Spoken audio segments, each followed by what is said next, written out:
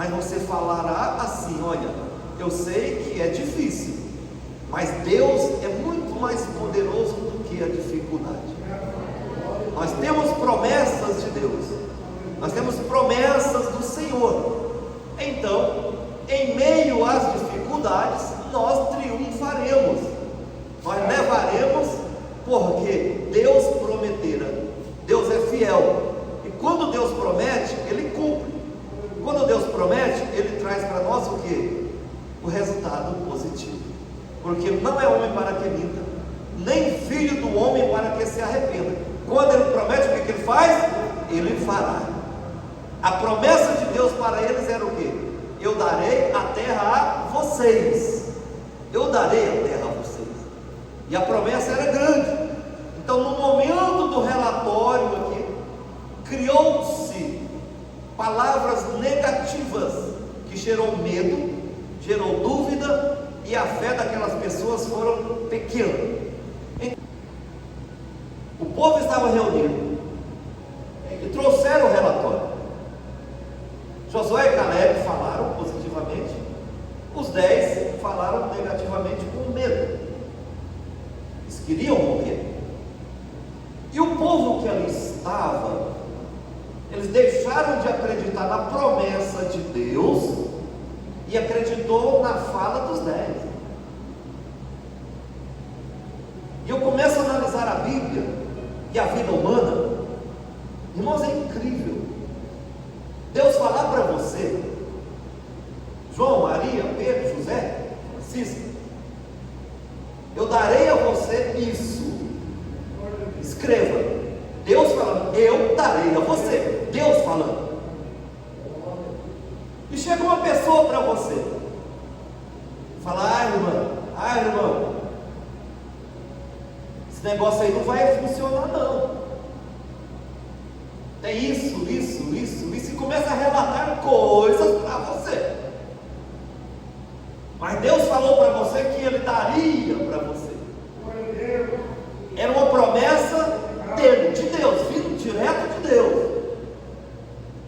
Mas a pessoa, às vezes, pelo andar das coisas que vêm acontecendo, os obstáculos, as barreiras, as dificuldades, eles preferem acreditar no negativo, na mentira, no erro, no engano, a acreditar no que Deus prometera.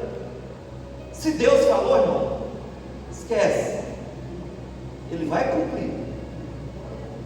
Consequências imediatas. Aí nós temos pelo menos 3 situações aqui. Primeiro, o relatório negativo gerou choro coletivo e pânico no povo. O texto que nós lemos ali gerou pânico, choro, choraram. Segundo, começaram a reclamar contra Moisés e contra Deus. Eles começaram a murmurar contra Deus primeiro, depois contra Moisés. Olha a gravidade. Começaram a falar contra Deus. E ninguém que fala contra Deus subsiste. Nunca vi ninguém que se levanta para falar contra Deus subsiste. Ele cai. Começaram a falar contra o líder, contra o pastor Moisés. Eu conheço uma pessoa, congregava comigo lá no entorno de Brasília. Ela era diaconisa. E ela tocava nos pastores assim, o dedo na ferida, assim mesmo, diretamente, sem nenhuma cerimônia. E falava, e tocava com aquela bocona que ela tinha. E sabe o que aconteceu com ela? Ela estava num restaurante, tranquila.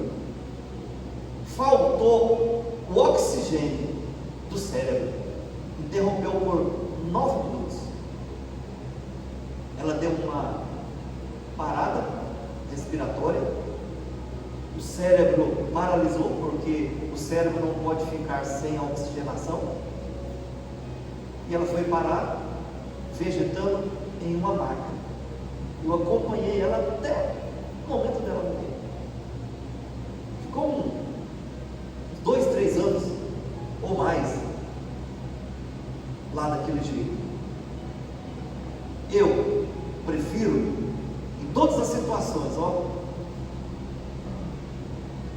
deixa Deus cuidar. Ore, entregue na mão de Deus. Igual profecia. Julgue a profecia, não o profeta. A Bíblia diz isso. Deixa o profeta para lá, julgue a profecia. Se for de Deus, vai cumprir na sua vida. Nós temos que ter uma vida melhor. Nós temos que andar de forma melhor. E o povo aqui, eles reclamaram contra Deus, reclamaram contra Moisés. Terceiro, o desejo de voltar para o Egito, irmãos. Voltar para a escravidão. Voltar para a vida de miséria. Eles queriam voltar para lá. Porque o negativo provocou reações de caminhos tortuosos. O que é negativo provoca caminhos ruins para você. Aqueles 10 espias estavam cegos. E aqueles que foram guiados por ele, está lá o último versículo, cairão na cova. Coloca o último versículo lá, Celso, Números 14, 16. Cego? Lucas 6,39 diz assim: e dizia-lhes uma parábola: pode porventura um cego guiar outro cego? Não cairão ambos na mesma cova?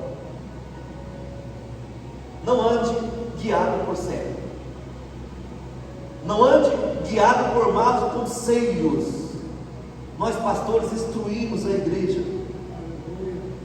Agora a pessoa sai da porta para fora, erra se quiser, e erra e quebra a cara, porque não segue os bons conselhos bíblicos. O que eu estou ensinando aqui é Bíblia, é a palavra de Deus, não estou falando nada de mim. Aí seguiram. Olha o que diz lá, só a última linha. Leia para mim em voz alta, a última linha, todos, 2, 3, vai.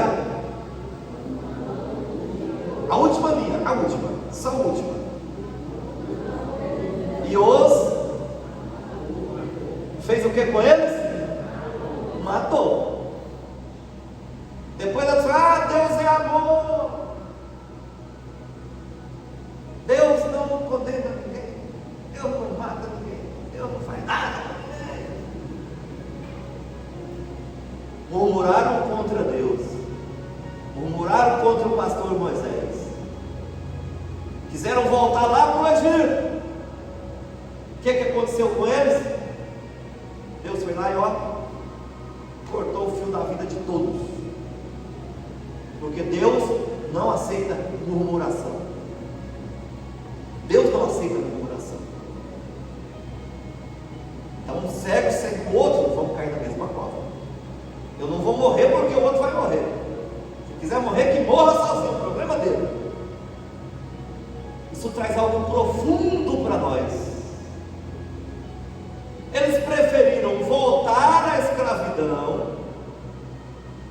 Eles duvidaram da promessa e eles abandonaram a fé. Aí vem o que? O julgamento divino. É muito sério servir a Jesus. Temos que ter uma postura muito alinhada em oração, em jejum, em renúncia, em submissão, em obediência. Porque entra pelo caminho errado e vai para o buraco. Não estou aqui amedrontando ninguém, não estou fazendo aqui terror com ninguém. Eu só estou aqui dizendo o que é a Bíblia, a palavra de Deus e Deus na vida nossa, da igreja. É desse jeito. E é para todos. Não tem exceção não. É daqui para lá. É de lá para cá. Não andou no caminho, as consequências são graves. Aí em Números 14, Números 16 está o texto que nós lemos. Deus está aqui nesse texto de Números 14 respondendo a incredulidade do povo. A sentença principal foi a sentença disso aí? A geração adulta, aqueles que saíram lá do Egito, que entraria em Canaã, nenhum deles provaram a terra, nenhum deles pisaram a terra.